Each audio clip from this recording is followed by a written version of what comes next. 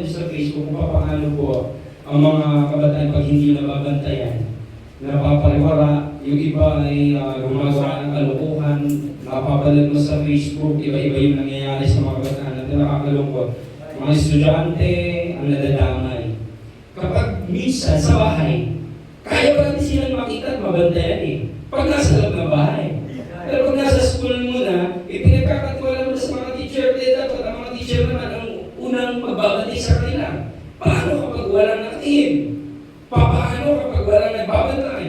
Kaya dumadating minsan ang kapahamakan. Sapagat ang masama, kapag gagawa, hindi pwede gagawa yan ng may nakatingin. Minsan, hinahanap nila ang pagkakataon kung paano nila magawa yung isang bagay sa pamamagitan ng walang nakakita sa kanila. Mga kapatid, in our Christian life, itong title po ito, Eyes on the Sheep. Sometimes, being the sheep, tayo po ay isa sa mga tupa ng Panginoon. At sometimes, tayo rin po ay shepherd ng mga tupa ng Panginoon. Amen. Sabi ng iba, hindi na ako magpapasto, bakit ako may tupa? Sometimes, ang shepherd is nag-feed, ang shepherd is nag-care, ang shepherd is nag-encourage, ang shepherd is nag-aalaga. Kagaya ng ginagawa mo kung ikaw ay Sunday school teachers, you are the shepherd para sa mga kids. Kung ikaw ay nagtuturo sa soul training, ikaw ay nag-feed sa kanila ng salita ng Diyos. Kung ikaw ay nasa Bible study, ikaw ay nag-feed sa kanila ng salita ng Diyos. Sometimes, yung hindi mo man away ang pagiging pastor, pero minsan tayo po ay isa sa likod ng Panginoon. Tayo ay nag-feed ng salita ng Panginoon sa maraming mga tao. Amen. So, eyes on the sheep. Ang mga matang nakatingin, ito yung objective na pag-aaral ko natin dito. So, may mga matang nakatingin sa mga tupa na maaaring isang mata ng mga pastol o mata ng isang mandaragit. Dalawa kasi isang mga nakatingin sa tupa. May mga nakatingin sa tupa para sila ipakainin, alagaan at ingatan. Yun yung mga mata ng pastol. Meron naman mga nakatingin sa tupa na ang mata ng mga mandaragit. Ito yung mga oso, ito yung mga lobo na binabantayan nila ang tupa kung kailan ito mag-isa at kung kailan nila ito aatakihin. Hello? Kailan nila ito tatanggalan ng buhay. So, bilang mga Kristiyano, mga kapatid, bilang mga Kristiyano, paano tayo, alin po ba tayo ito? Tayo yung nagbibigay ng alaga, nagkakalinga sa kanila, nagmamahal sa kanila, sa tayo tumiti sa mga tupa ng Panginoon, o tayo yung mga dahilan kung bakit sila mapapahamak. So, hindi pag-aaralan po natin. Eyes on the sheep. Because ito po yung pag-aaralan na nakusan po si Pedro ay tinanong po ng ating Panginoon at yung tanong ng Panginoon, not only once, not only twice, but thrice. 3 beses po mga kapatid. At yung 3 beses na paulit-ulit, iisang salita, iisang reminder, iisang question, at iisang sagot ang gustong marinig ng Panginoon at gusto niyang i-prove kay Peter. At kung makikita niyo po mga kapatid, dito, na minsan, kung pagdating sa mga 3 beses, ay nalungo na ito si Pedro. Sapagkat, iniisip niya na, baka ang Panginoon ay medyo, wala ba di para sa akin? Isipin niyo po yung 3 beses kang tatanungin. Sapagkat nagawa ni Pedro, ikaila ang Panginoon din ng 3 beses. Mga kapatid, bilang mga Kristiyano, kung bakit minsan paulit-ulit natin naririnig ang salita ng Diyos, isa sa dahilan, hindi dahil mahina kang mga catch-up, hindi dahil wala lang iba kami maituro, hindi dahil wala lang pwede kang marinig, kundi kaya paulit-ulit ay tinuturo sa iyo ang salita ng Diyos sapagkat hindi mo pa natutunan gawin. Right? Pero kapag natutunan mo ng gawin, marami po sa atin na ang isang bagay na itinuro po sa atin, na naiintindihan lang natin ang lubos kung ito'y nai-apply mo sa buhay. Magkaiba ang knowledge sa wisdom. Sapagkat ang knowledge, natutunan mo lang. Pero ang wisdom, ito yung pamamaraan ng pamumuhay mo na naka-according sa ang natutunan mo sa salita ng Panginoon. So mga kapatid, makikita natin dito that every sheep needs a shepherd because sheep cannot survive alone. Meron talagang kailangan shepherd, ang sheep mga kapatid. Kung tayo po ay nakatasan bilang isang Kristiyano, na meron kang ini-encourage ng mga bagong Kristiyano, there are times na meron tayo mga ini-encourage ng mga matatagal ng Kristiyano, there are times na may mga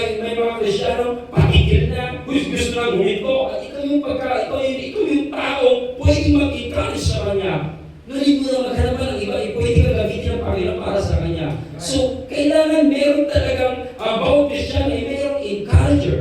Ang bawat Kristiyano may nag-feed. Ang bawat Kristiyano ay merong pinagkukunan ng kalakasan. Bukod sa Panginoon, isa po tayo sa pwede maging instrumento sa bawat tupa ng Panginoon.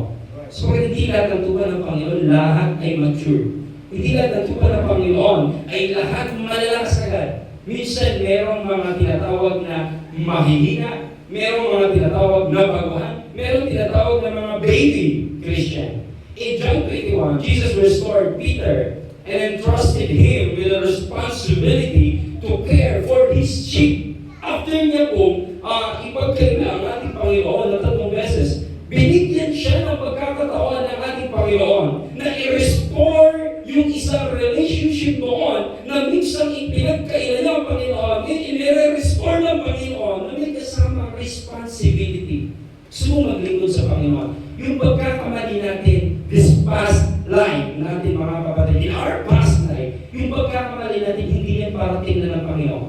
Ang titingnan ng Diyos, yung responsibility na pwedeng ilagay sa ating harapan at pwedeng natin gawin sa Panginoon. Are you willing to serve God? O naglilingkod lang tayo sa Panginoon by our own desire, sa gusto lang natin, hindi gusto ng Diyos? O minsan mga kapatid, merong iba't ibang reason, hindi responsibility, kaya ka naglilingkod. Kaya ka naglilingkod sa iba't ibang motibo. So this teaches us, the true follower of Christ must see people not with judgment, but with the heart of a shepherd. Ito yung pag-aaral, natitignan natin ang mga tao, hindi yung kanilang kahinaan. Ito yung pag-aaral na kung saan tinuturuan po tayo, natitignan natin ang tupa ng Panginoon, hindi sa kung anong mapapakinabangan natin sa kanila. Hindi sa kung ano yung mga mali nila, hindi sa kung ano yung pagkukulang nila, kundi titignan natin sila na may kasamang puso ng isang shepherd. Na kung ang shepherd kasi, kung ano ang kailangan ng tupa, yun ang pangunahing ginagawa. Amen? So mga kapatid, there are 3 things na nare-remind ng Diyos ang Panginoong Jesus sa verse 2 nito. Number 1, one thing na pinapaalala ng Panginoon dito is the foundation. Now, the greatest reminders of Jesus is one thing na pinapaalala ng Panginoon, not only kay Peter, even sa atin po na nagbabasa ngayon at nag-aaral ng salita ng Diyos. The foundation. Sa paglilingkod sa Panginoon, dapat may foundation. Alam niyo po, lahat ng mga building, kapag walang foundation, bumabagsak. Anong ganda ng building, anong sikat na building, pero hanggang ngayon, kung nakikita niyo paano sila nanatiling nakatayo, dumating ang maraming unos o bagyo o lindol, pero nakatayo pa rin sila, matibay ang pundasyon. So, ang paglilingkod po natin, hindi basihan yung bilis mo na nagsimula ka. Ang paglilingkod natin, hindi yung galing mo sa pag nagsisimula ka. Ang paglilingkod natin, hindi para meron talento. Sapagkat ang paglilingkod sa Panginoon, gaano kalalim ang pundasyon mo, bakit ka naglilingkod sa Diyos? Amen? Baka kasi, kaya ka lang nagsiserve, dahil nga palakpakan ka, pag hindi ka na palakpakan, wala ka na.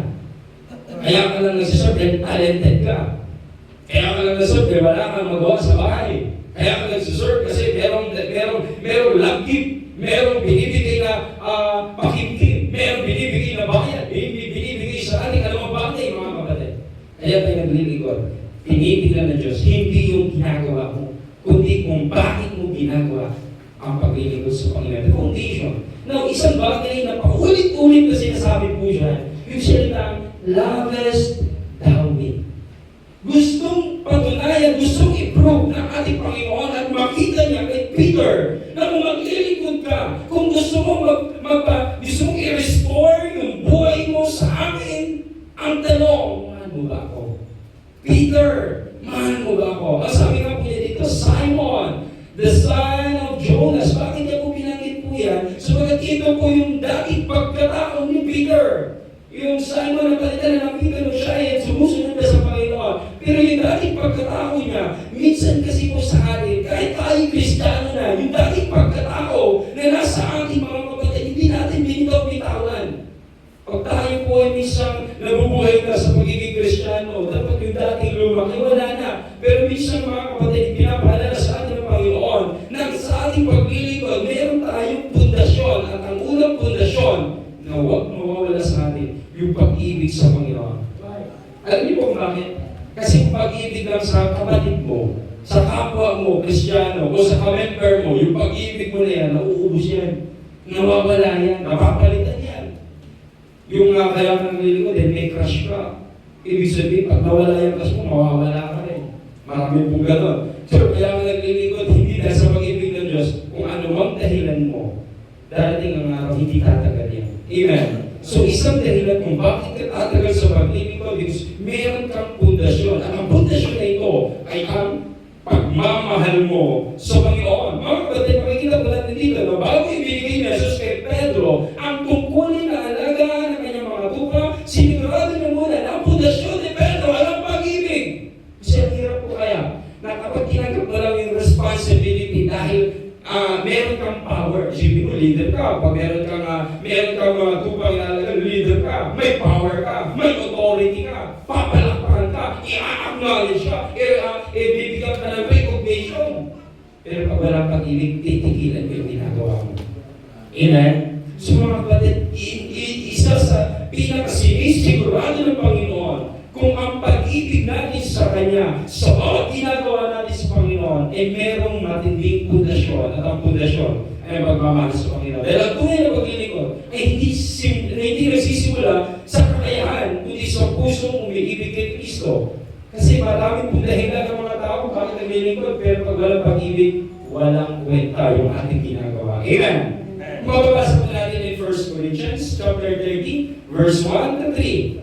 Kaya kung magbabasa kayo tungkol sa love, magbasa kayo sa Corinthians. At yan po sa Corinthians, ay makikita niyo po yung mababasa niyo yung mga chapters of love po dyan. So in 1 Corinthians chapter 13, verse 1 to 3, kung babasahin niyo po yung mga kapatid, ipinapakita po sa talatang ito na ang pag-ibig o charity ay ang pinakamahalagang pundasyon sa buhay ng Kristiyano. Maaaring magkaroon ka ng isang tao o magkaroon ng isang tao ng maganda pananalita, magkaroon ng isang tao ng malalim na kaalaman, malaking pananampalataya, kaya magkaroon mo siya ng maraming mabubuting gawa sa Panginoon. Without love, walang kwenta sa Panginoon. Amen. Ikaw ang pinakamagaling, ikaw ang pinakamatalino, ikaw ang pinakatalented na Kristiyano. But without love, walang kwenta sa harapan ng Diyos. Amen. Kung wala tayong tunay na pag-ibig sa Panginoon, mawawala na kabulan ang lahat ng ating ginagawa sa Diyos. So mga kapatid, ano yung pwede natin matutunan po dyan? According to John 14:15, sapagat if you love me, keep my commandments. Now, focus about this. Hindi mo makikip ang commandments sa Panginoon kapag hindi mo natutunang mahalin ang Panginoon. Madali sa iyo i-reject ang Word of God kung wala kang pag-ibig sa Panginoon. Madali sa iyo hindi magbasa ng Bible. Madali sa iyo hindi mag-devotion. Madali sa iyo hindi mag-pray. Why? Wala ka ng relasyon sa Panginoon eh. Kasi kung may malalim kang relasyon, kagaya ng pagmamahal mo sa Panginoon, babasahin mo yung love letter ng Diyos. Babasahin mo yung utos ng Diyos. Alalahanin mo ang mga commandment ng Panginoon. Hindi mo sasaktan ng Diyos. Amen? Hindi ka matutuwa sa kasalanan sapagkat ayaw mo na ang Panginoon, ang pagmamahal ng Diyos ay mawala sa atin, iniingatan po natin kapag mahal mo ang Diyos. Amen? So mga kapatid, ano yung bagay na pwede natin matutunan about love? Love for Christ is the reason for serving. Yan ang rason kung bakit po tayo naglilingkod is love. Ano man ang rason mo? Kalimutan mo na yan. Ang gawin mong rason kung bakit ka naglilingkod is pag-ibig. Kasi kapag nawala ang pag-ibig mo, kahit ano pang posisyon na inilagay sa iyo sa church, bibitawan mo. Why? Wala kang pagmamahal sa Panginoon. Eh, hindi mo lumalayo sa Panginoon. Hindi ako naniniwala galit sa pastor yan. Hindi mo lumalayo sa church. Hindi ako naniniwala galit sa member yan. Kaya sila nawawala sa Panginoon dahil ayaw nila mahalin ang Panginoon. Amen. Ang totoong iniwan nila, hindi ang church. Hindi ang pastor. Ang totoong iniwan nila, ang Diyos at ang salita ng Diyos. Amen. Love for Christ is the reason for serving. Love for Christ produce love for His sheep. Natutunan mo lang mahalin ang mga tupa ng Diyos kapag may pagmamahal ka sa Diyos. Natutunan mo magpatawad kapag ikaw ay tinanggap mo sa sarili mo, pinatawad ka ng Diyos. Natutunan mo ay unawain sila, natutunan mo mahalin sila kapag ikaw ay may Holy Spirit ng Diyos. Natutunan mo lang na mahalin ang iba at gawa ng mabuti sapagkat naniniwala kang merong nagmahal sa iyo at gumawa ng mabuti sa iyo. Amen? So, yun yung rason mga kapatid, pagmamahal sa Panginoon. Kasi kapag nawala po itong love, hindi mo matutunan mahalin ng iba. Kapag nawawala itong love, hindi mo matutunan ang paglilingkod sa Panginoon. Kasi kung ang iba lang ang motibo natin, madali tayong mawala. Maraming Kristyano, ilang beses ang umiiyak sa paglilingkod. Marami ng mga Kristyano gusto nang tumigil. Pero ang isang pinapaalala na sa kanila kung bakit sila nagpapatuloy, mahal nila ang Diyos. Amen? Mahal nila ang Diyos, mga kapatid. Love sees the needs, not only the weaknesses. Ang totoong Kristiyano may pagmamahal sa Diyos, hindi nakikita ang mali ng kapwa. Ang totoong nagmamahal sa Diyos, hindi nakikita ang kahinaan ng iba. Bagkus ang nakikita niya, paano ko palalakasin yung mahihina? Paano maging encouragement ng iba? Paano ko maging kalakasan sa mga taong nanghihina gusto nang tumigil? Hindi mo pamamaraan ng mga taong nagmamahal sa Diyos. Amen! Huwag tayong maging dahilan ng kahinaan ng iba sapagat tayo dapat mga kapatid ang nakakita ng pangangailangan ng iba na kailangan palakasin, kailangan tulungan, kailangan i-encourage kapag sila nanghihina. Kasi yung katuwang natin, huwag tayo katuwang nila sa panahon na sila ay nagkukulang o nagkakamali. Amen. So yun yung pagmamahal sa Diyos. Alam niyo po yung mga disipulo, nagiging useful sila sapagkat meron silang pagmamahal sa Panginoon. Anong meron sa iyo ang walang iba? Pagmamahal sa Panginoon. Sapagkat kung may pagmamahal sila, kasama mo ngayon. Kung may pagmamahal sila, kasama mong nagpapatuloy ngayon. Pero bakit sila tumitigil? Isang dahilan, unang iniwalayan nila yung pagmamahal nila sa Diyos. Amen. So mga kapatid, isa po yan sa mga paalala ko sa atin. At tandaan po natin mga kapatid, without love, our words are empty. Without love, our gifts are worthless. Without love, our sacrifice means nothing. Because God does not only look at what we do, but He look at the love behind what we do. Tinitingnan ng Diyos yung bagay, hindi yung ginawa mo, kundi yung bagay kung paano mo ginagawa para sa Panginoon. Alam niyo, minsan may mga asawa, sa aming mga may asawa, ang hirap magregalo sa asawa. Kasi, hindi ka basta-basta magregalo. Pwede namang simple lang. Pwede namang normal. Hindi naman sila naghahanap ng, hindi naman sila materialistic na kailangan maghanap sila ng matititing at mamahaling bagay. Ang gusto lang nilang malaman, bakit mo binibigay? Bakit yun ang napili mong ibigay? So, isa po yun. Minsan tinitingnan po ng Diyos po sa atin kung ano at bakit mo binibigay o ginagawa yan sa Panginoon. So, the foundation is love. Eyes on the sheep. Kung tingin mo sa sarili mo, o kung ang tingin mo sa sarili mo ay isang shepherd ng mga tupa ng Diyos, hindi ka maging walang pakialam sa kanila. Kasi kung tinitingnan mo sila, kung tinitingnan mo sa sarili mo, shepherd ka na Diyos, ang tingin mo sa tupa, kailangan meron kang gagawin para sa kanila. Meron kang pagmamahal, meron kang pag-aalaga, at kahit sabihin mo, ginagawa mo lang hindi maganda, titingnan mo sila at matutunan mo sila mahalin at unawain sapagkat shepherd ka ng Panginoon. Kailangan hindi pwedeng ang shepherd nililid ng tupa sapagkat ang tupa ang nililid ng shepherd. Amen. So, eyes on the sheep. The greatest foundation is love. So, kapag nawala po yung love, darating ang araw, madali kang mawala rin sa ministry. Number 2. Kagaya po ni Peter, mga kapatid, isang pinaalala po dyan, is yung paulit-ulit ng Panginoon na sinasabing, Peter or Simon, lovest thou me? Now, the number 2 is the function. Not only the foundation, but the function. Ano yung function natin? Ano yung purpose natin? Ano yung tungkulin natin? Ano yung responsibility natin bilang isang Kristiyano para mag-function po tayo?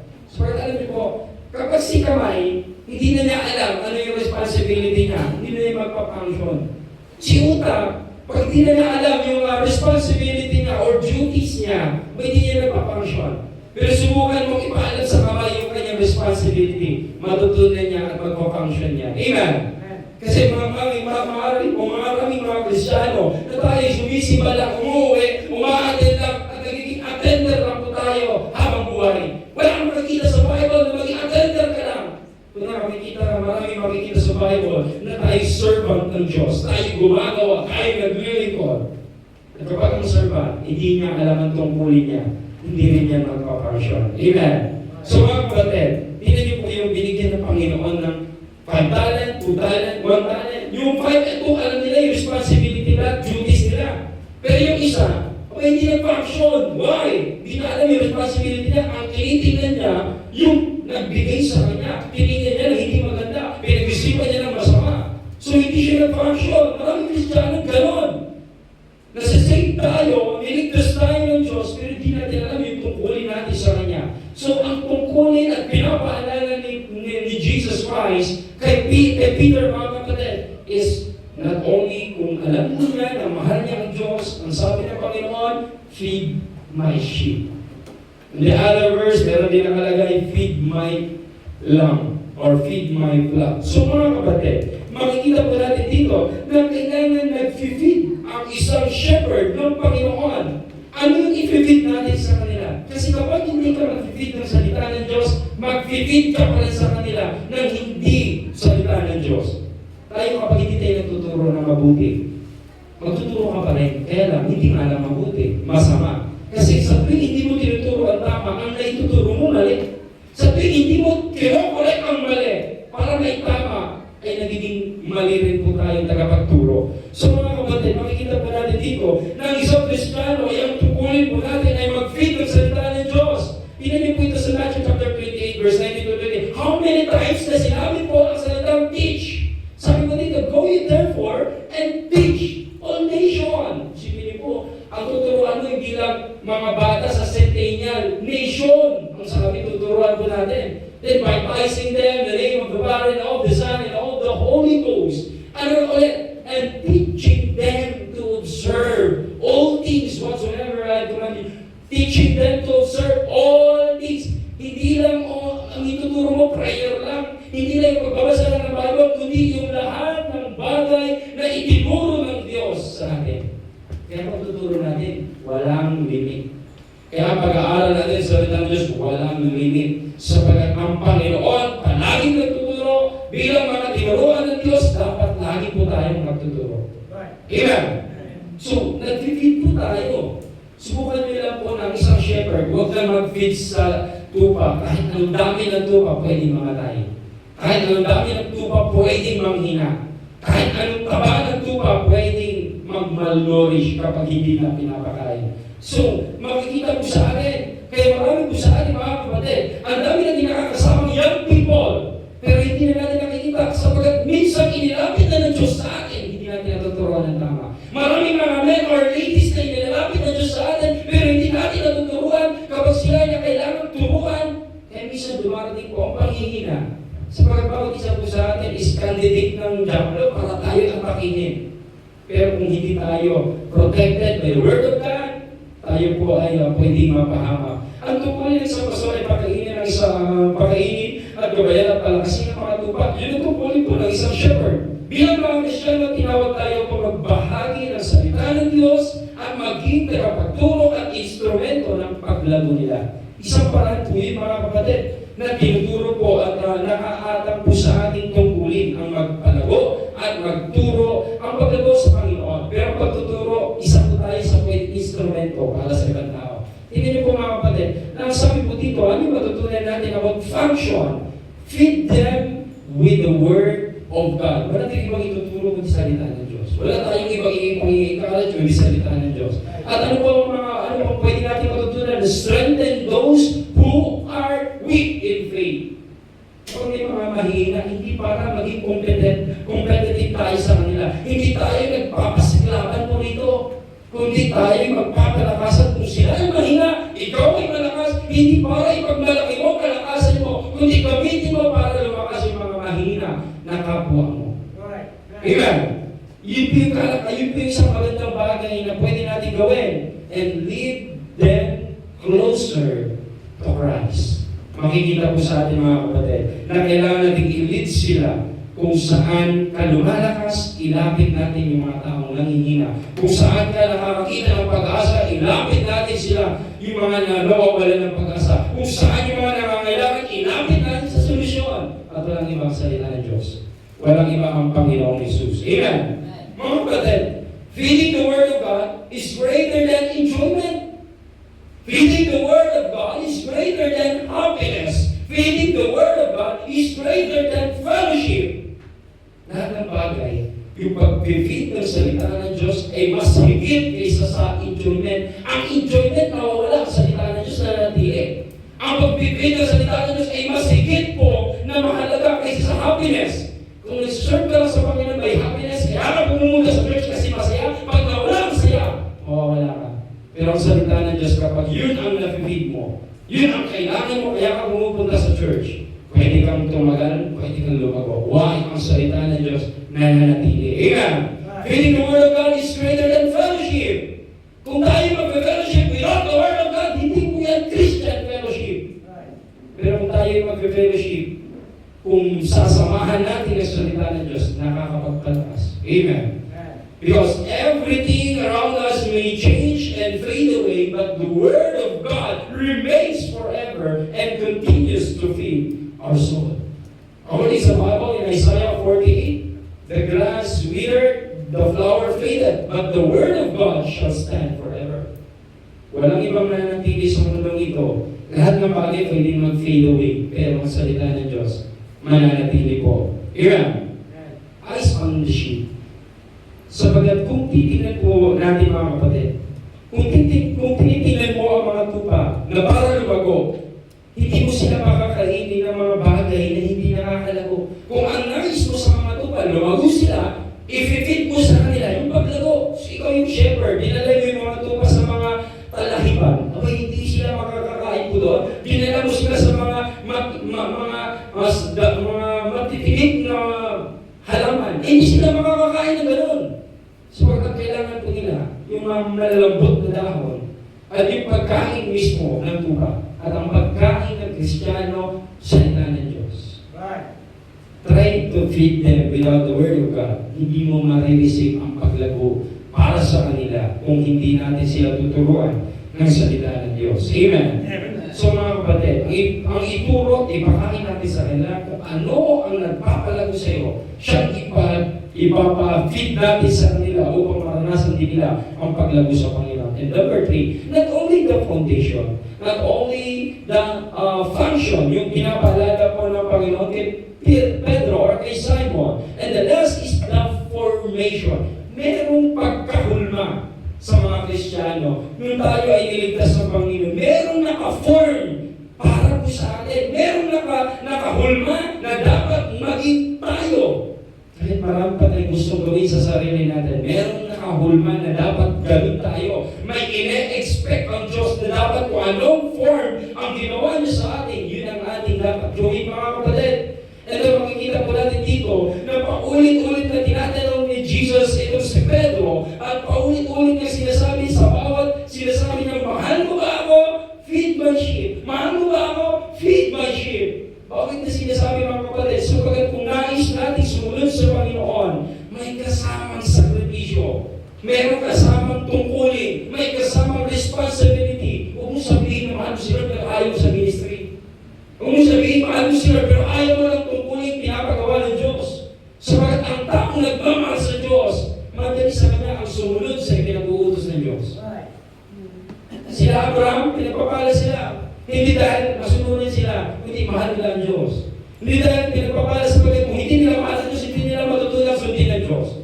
Hindi nila matutulang gawin ang ipinapagawa ng Diyos kung hindi nila mahal ang Diyos. Amen. So makikita po sa atin mga kapatid, kung mahal mo ang Diyos, may tungkulin. Kung mahal mo ang Diyos, may pagsunod. So sabihin natin, I love God. Sabi ni Lord, bitawan mo yung pumipigil sa iyong kasalanan. Ayoko, Lord. Okay, hindi mo mahal ang Diyos. Sapagat ang kasalanan at ang Diyos hindi pwede magsama. Kailangan meron kang bibitawan. Kaya sabi ni Apostle Paul, forget those things which are behind and reaching forward for those things which are before. So makikita po sa atin, ano pinakahulma po sa atin? Yung kailangan natin sumunod at magsakripisyo. Maraming mga tao sumusunod na ayaw magsakripisyo. Maraming di mga tao nagsasakripisyo pero hindi naman sumusunod. Sabi ng iba, gumagawa ng mga sinasaktan ng sarili. Pero pagdating sa pamumuhay, hindi naman sumusunod. Marami ng mga tao gustong sumunod, pero ayaw gawin. yung mga bagay na ipinag-uutos ng Diyos. So, ang follow and sacrifice is one of the formation na pinag-uutos ng Panginoon sa atin, kagaya kay Pedro. And makita natin in Ephesians 2:10, sabi po dito mga kapatid, for we are His workmanship, created in Christ Jesus, saan? Unto good works. Tayo po mga kapatid, ay merong naka-form o naka-hulma na inilagay ng Diyos sa atin upang natin gawin ang mga bagay na ipinag-uutos ng Diyos. Alam niyo po, kapag ang Kristiyano ay hindi naka-form sa good works, kapag ang Kristiyano ay hindi naka-form sa kung ano ang kalooban ng Panginoon, wala na sumusunod sa Diyos. Wala na tayong pinagkaiba sa unbeliever. Wala na tayong pinagkaiba sa mga tao hindi nakakilala sa Diyos. Sapagat ang Kristiyanong niligtas ng Diyos, sumusunod sa ipinapagawa ng Diyos sa buhay pa natin. Amen. Ang pagiging isang mabuting pastol ay nagsisimula sa pagsunod kay Kristo. Bago tayo manguna sa iba, kailangan muna nating matutunang sumunod sa Panginoon. How can you lead someone kung ikaw mismo nawawala sa Panginoon? Ang buhay ng isang lingkod ay hinubog habang siya ay lumalakad kasama sa Jesus. Isang bagay po na pinapakita po sa atin, we are saved to serve God. We are saved para sa ministry. We are saved para magbahagi ng salita ng Diyos at gawin ang ipinag-uutos ng Panginoon. Amen. Ito mga kapatid, according sa Reformation, isang bagay na kailangan natin gawin is yung sumunod kay Kristo, follow Christ before leading others. Nais mo maging shepherd, pero ayaw mo maging tupa ng Diyos. Paano ka naman makakapag-lead sa iba kung ikaw hindi nagpapalid sa Panginoon? Follow Christ in what He commands us to do. Kung gusto mong sumunod sa Panginoon, para makita mong follower ka ng Panginoon, sumusunod ka sa pinapagawa niya. Hindi pwede, I'm a Christian, pero yung ginagawa mo, wala sa Biblia. Yung ginagawa mo, biwalay sa kalooban ng Panginoon. Hindi tayo sumusunod. Amen. No, follow Christ with sacrifice. Ang pagsunod kay Kristo, may kasama sakripisyo. Sabagat si mismo ang Panginoong Kristo, dumanas ng matinding sakripisyo para sa atin. Walang rason para hindi tayo magsasakripisyo sa Panginoon. Amen. Now, pagsunod kay Kristo, kasama po ang pagtanggi sa sarili, tanggihan yung gusto natin, kundi at nakahanda po tayo gawin yung bagay na ano yung pinapagawa ng Diyos sa atin. Sabi nga po ng isang quote, choose to follow Christ over comfort. Choose to follow Christ over fame. And choose to follow Christ over self, because Jesus suffered us and left us an example to follow. Sumunod ka kay Kristo mula doon sa mga comfort mo. Sumunod ka kay Kristo, sumunod tayo sa Kanya doon sa mga bagay na kahit mayroong mga kasikatan na inaalok ng mundo sa atin. Matutunan natin sumunod sa Panginoon, even doon sa sariling kagustuhan natin. Sapagat ang Panginoon nga mga kapatid, ay sumunod sa kalooban ng Ama at ginawa po niya bilang isang good example para sa ating lahat, para meron po tayong susundan. Amen. Isipin niyo po, being a God, inadapt niya at sinuot niya pagiging servant para meron tayong basihan na tayong mga servant, kaya natin bigyan ng pagkakataon o malugod ng Diyos sa pamumuhay na meron tayo. Hindi porket tao ka ay makasalanan ka na talaga. Kundi merong paraan ng isang makasalanan na nilinis ng Panginoon ay pwedeng magbigay ng kaluguran sa Panginoon. Amen.